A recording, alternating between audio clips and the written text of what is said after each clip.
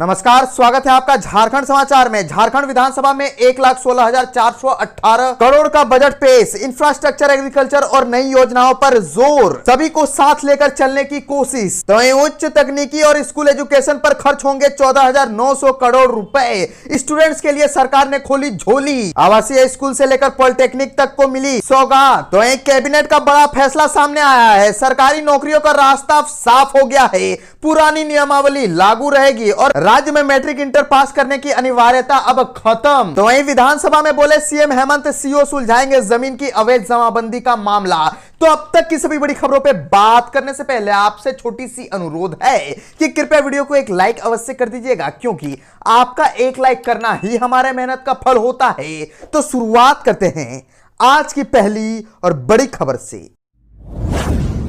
इस वक्त की बड़ी खबर झारखंड से आ रही है, जहां झारखंड विधानसभा में 1,16,418 करोड़ का बजट पेश किया गया है। इंफ्रास्ट्रक्चर, एग्रीकल्चर और नई योजनाओं पर जोर दिया गया, सभी को साथ लेकर चलने की कोशिश। दरअसल झारखंड विधानसभा में 1,16,418 करोड़ का बजट पेश किया गया। वित्त मंत्री डॉक्टर रामेश्वर उरांव ने बजट पेश किया। अपने बजट भाषण में उन्होंने इस बात को बताया कि इस बार के बजट में सभी वर्गों के साथ लेकर चलने की कोशिश की गई है। वित्त मंत्री रामेश्वर उरांव ने कहा कि यह झारखंड का हमीन कर बजट है। हमने स्थापना से ज्यादा योजनाओं पर जोर दिया है। इसका मतलब है कि हम चाहते हैं कि लोगों को ज्यादा से ज्यादा विकास हो। सदन में उन्होंने कहा कि यह बजट सभी वर्गों से सुझाव लेकर बनाया गया है। राज्य पिछले 3 सालों से विकास की ओर बढ़ा है। झारखंड की अर्थव्यवस्था मजबूत हुई है। वित्त मंत्री रामेश्वर उरांव ने कहा कि अब तक जितने भी बजट पेश किए गए हैं उनमें सामान्य तौर पर 10% की वृद्धि होती थी, लेकिन हमने बजट में 15% की वृद्धि की है। सीएम मेगा छात्रवृत्ति योजना, सीएम गंभीर बीमारी योजना, धोती साड़ी लुंगी योजना सहित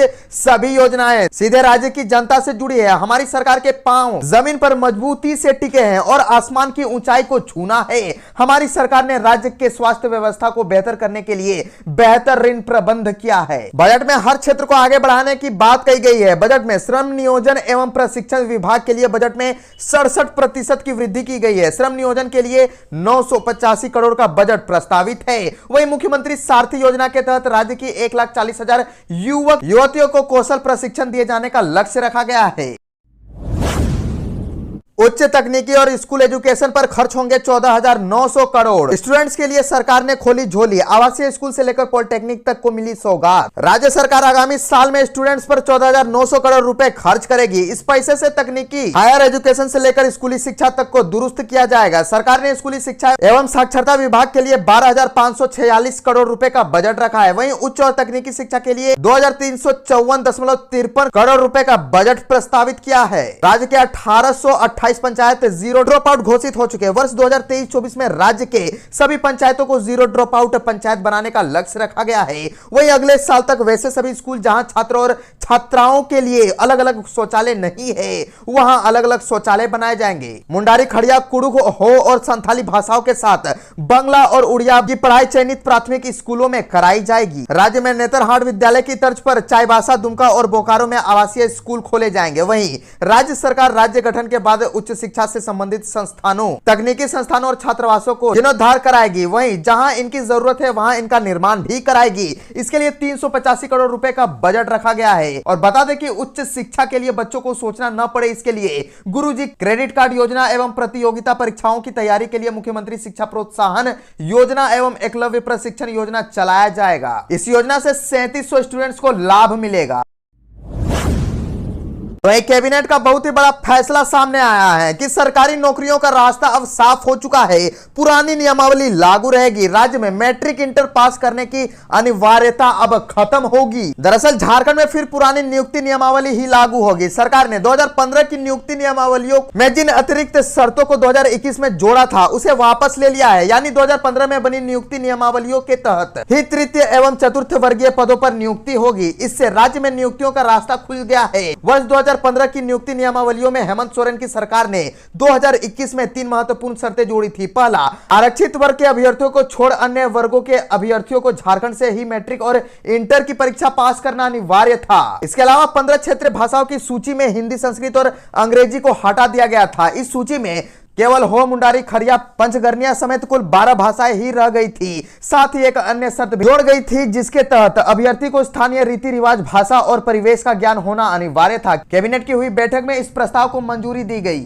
साथ में जोड़ा गया कि क्षेत्रीय भाषा की परीक्षा 100 नंबर की और वस्तुनिष्ठ होगी। हिंदी, संस्कृत और अंग्रेजी फिर क्षेत्रीय भाषा की सूची में जुड़ेगी। नौकरियों के लिए 2015 में बनी नियमावलियों में स्थानीय होने की शर्त शामिल है। स्थानीय कौन, उसकी परिभाषा राज्य सरकार ने अलग से अधिसूचित कर रखी है। 1985 से पहले झारखंड में निवास करने वाला, झारखंड से मैट्रिक की परीक्षा पास करने वाला और केंद्र, राज्य सरकार और सार्वजनिक क्षेत्र के वैसे प्रतिष्ठान जिसके कर्मचारी अधिकारी झारखंड में तैनात हैं, वही स्थानीय कहलाएंगे।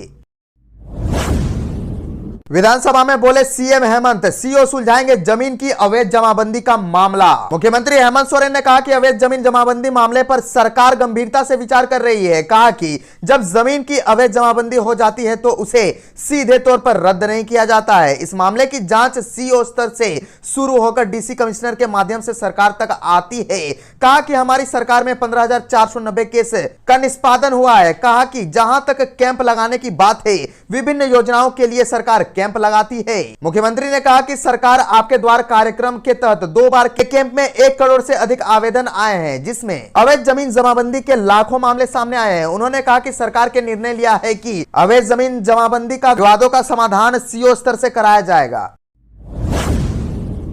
झारखंड में 1 दर्जन से अधिक ठिकानों पर ईडी का छापा। हजारीबाग के कोयला कारोबारी के घर मिले 3 करोड़ रुपए। झारखंड में प्रवर्तन निदेशालय की ओर से बड़ी कार्रवाई की गई। ईडी की टीम ने राजधानी रांची और हजारीबाग में एक साथ 14 ठिकानों पर छापेमारी की। इस दौरान हजारीबाग के एक कोयला कारोबारी के यहां से ईडी की टीम ने 3 करोड़ रुपए केस बरामद किए। ईडी के अधिकारियों ने इस संबंध में अभी कोई भी विस्तृत जानकारी देने से इनकार किया है। उनका कहना है कि छापे की कार्रवाई खत्म होने के बाद विस्तृत जानकारी दी जाएगी। और बता दें कि हजारीबाग में जिस कोयला कारोबारी के ठिकाने से 3 करोड़ रुपए जब्त किए गए हैं, उनका नाम मोहम्मद इजहार अंसारी बताया जा रहा है। वर्षों से वह कोयला के कारोबार से जुड़ा है। रामगढ़ के बोंगाबाड़ और मांडू में भी उसकी फैक्ट्री है। रामगढ़ में भी ईडी ने छापेमारी की। मोहम्मद इजहार जिला के एक पूर्व विधायक और निलंबित आईएएस अधिकारी पूजा सिंघल का करीबी बताया जाता है। बता दें कि कोल लिंकेज मामले में ईडी की टीम कुजू ओपी क्षेत्र के बोंगाबाड़ स्थित ओला हार्डकोर फैक्ट्री में भी छापेमारी करने गई थी।